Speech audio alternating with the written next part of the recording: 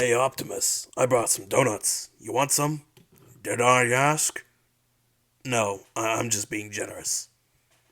I'll have one.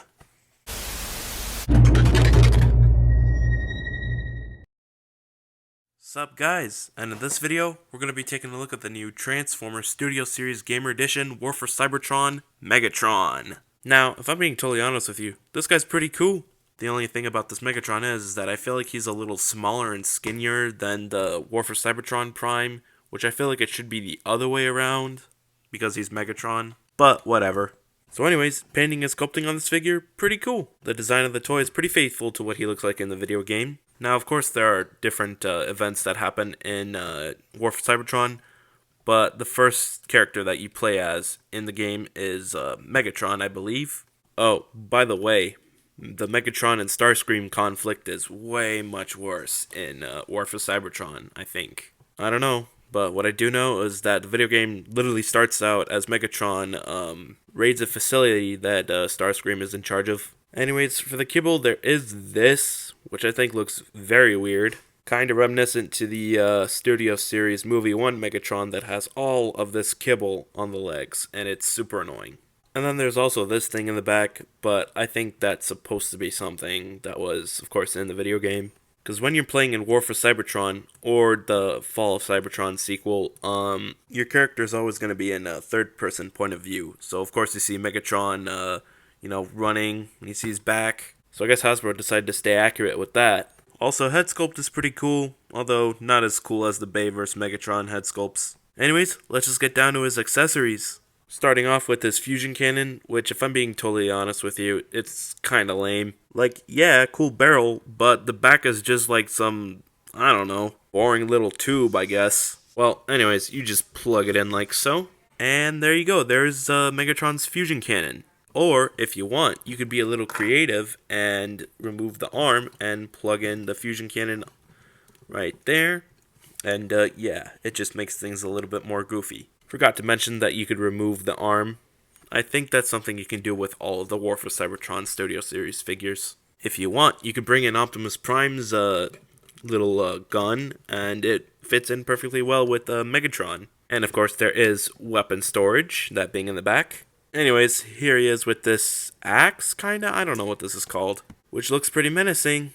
Anyways, whoever designed this whole entire holster not to be 5mm compatible, but this little hilt right here is absolutely out of their mind. Like, come on, who holds their weapon like this? You know how heavy this would be? It would have been like, forget it, I'll just hold it like this. Whatever. You could probably have it plugged in like so.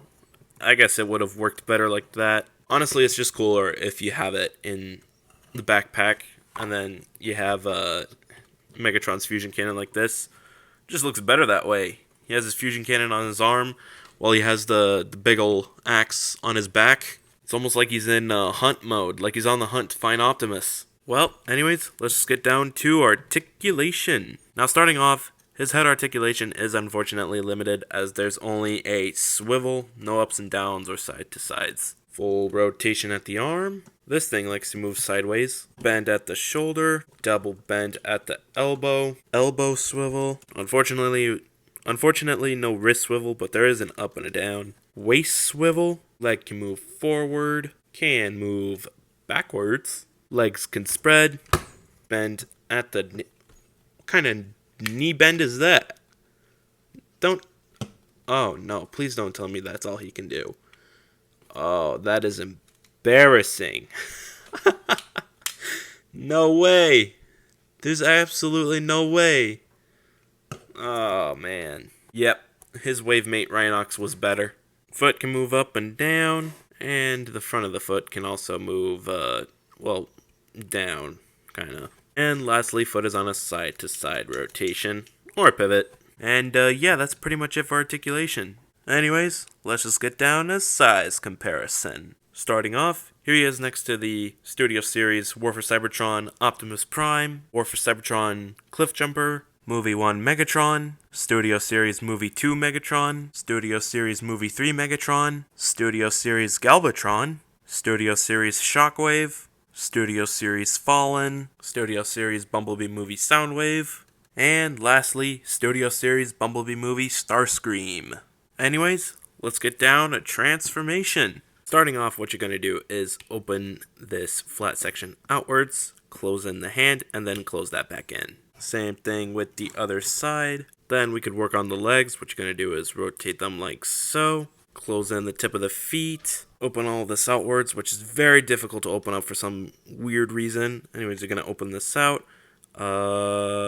Leave it out like so. Close in that foot. Leave it out like that. And then move this whole section outwards. And this will close in like so.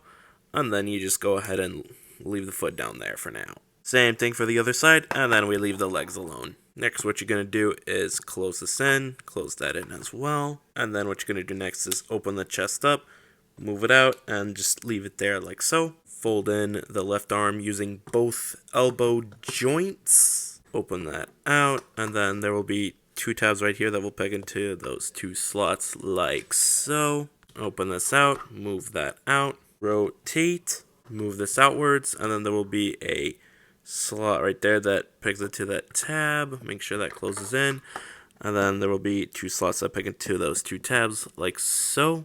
Why are they not tabbing into that? I have no idea. Oh wait, there we go. Next, we're gonna come back to these big old pieces right here. Tab that in, and then make sure that slot pegs into that tab right there. Make sure that tab right there is under the dark gray section of the leg, and then you do the same thing for the other side. Okay, what on earth is this?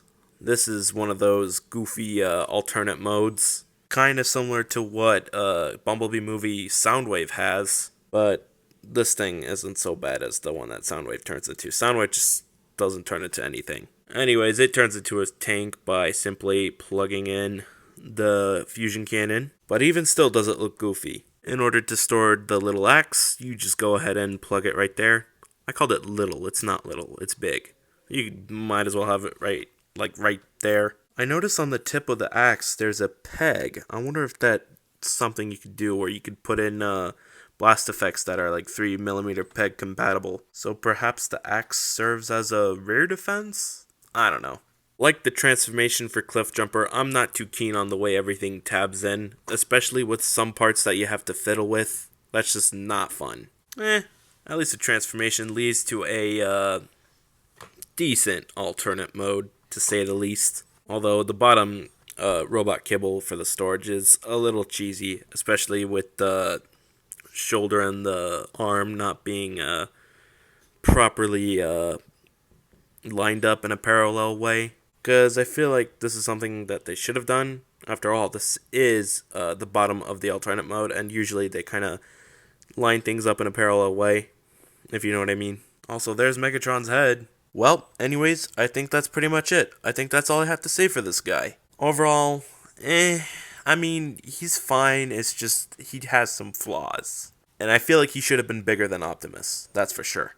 I don't know if I would recommend this, but I'm sure if you're a hardcore Gamer Edition fan, you'll probably want this. Not sure how much Amazon has it out for, as I don't think they have it for the original $35 anymore. But I think you'll have a high chance of finding this guy out in the wild, as I have seen this guy both in Target and Walmart. Anyways, if you like what you saw in this video, be sure to slam that like button, be sure to share it with your friends as well, be sure to turn on post notifications so that way you don't miss another video, and most importantly, be sure to hit that big red button so that way this channel passes 5,000 subscribers before 2023.